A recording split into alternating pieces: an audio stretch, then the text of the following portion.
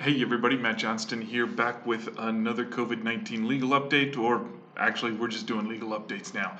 So remember back about a week ago or so, I told everybody that the Department of Labor was no longer going to have a non-enforcement period. So basically, on April 20th, the Department of Labor started to enforce the Families First Coronavirus Response Act. That's the law that put into place emergency sick leave or paid sick leave, as well as emergency expansion of the Family Medical Leave Act. So that employers were required to provide 2 weeks of paid leave under a number of circumstances related to COVID-19, most specifically stay-at-home orders, quarantine orders by the doctors, caring for people under quarantine orders, or caring for a child whose school was closed as a result of COVID-19. So a lot of people thought, well, there's no way they're going to enforce this. Wrong answer, they have. In fact, the first enforcement action was announced earlier this week, in which an electric company was ordered to pay the back pay or the paid sick leave for an employee who had received an order from his doctor to self-isolate. That's one of the conditions. Under that condition, the employee was entitled to 2 weeks of paid sick leave. This particular employee happened to be paid at $20 an hour, so the company was ordered to pay $1,600. Now, that doesn't sound like a lot, but chances are this is not the only time that's going to happen, and if you've done it for more than one employee, those fines will start to rack up, and it could get expensive. If it's a willful violation, you find yourself in even deeper hot water. Just as a reminder, the FFCRA specifically invoked the legal protections of the Fair Labor Standards Act. So violations of the Fair Labor Standards Act can result in, well, you have to pay the back pay. You may have to pay back benefits if an employee was eligible for it. Then there's the liquidated damages provision, which basically, in lieu of interest on the back pay that the person got, they're generally entitled to double their back pay.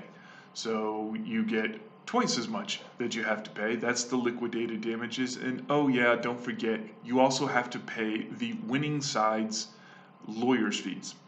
So that's part of the thing, and multiple lawsuits are possible under the FFCRA. That employees don't have to band together. They can file separate independent actions. The Department of Labor can file an action on behalf of the employees. The Department of Labor can also assess fines and other penalties, as well as being all up in your business for quite some period of time. So please, please, please take seriously these paid sick leave laws and the EFMLA. I suspect there's going to be a fair number of these relatively small actions. Essentially, you've got to pay the back pay, you've got to pay the sick leave, you've got to pay whatever is required under the EFMLA. But I want to remind employers right now, this law is in effect until the end of 2020. So even when your state allows you to resume operations if you're a non-essential business, or you start to go back into full operations if you're in partial operations now.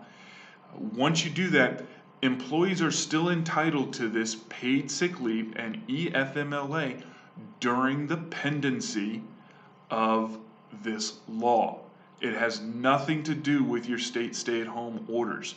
So until the end of 2020, if an employee is under a quarantine order or even still a stay-at-home order, if they're ordered to self-quarantine by their doctor, if they're caring for somebody who has been quarantined or forced to stay at home, or if a school or child care in general is canceled or closed because of COVID-19, you are required as an employer to provide either the paid sick leave or the expanded FMLA. I know we're coming into the summertime. I know a lot of school systems have already said we're not going to reopen for this school's calendar academic year. There's probably not going to be a lot of summer school, and there's probably not going to be an awful lot of summer camps that are going to be available. Some childcare options are going to be closed, and that means your employees with young children are entitled to that expanded FMLA leave in order to care for a child because their child care providers are unavailable due to COVID-19. So it's going to be a little bit tricky during the summertime, and if you want to have some conversations with us, please don't hesitate to give us a call. We will chat through your options. In the meantime, stay safe out there. We're getting through this. It's getting close. I can feel it. I'll talk to y'all later. Bye-bye.